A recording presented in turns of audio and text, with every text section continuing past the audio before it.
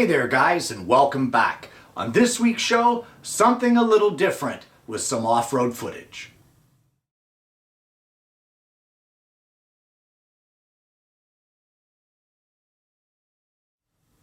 Well, there are some of you out there that know me, that know that I'm a big fan of my Jeep.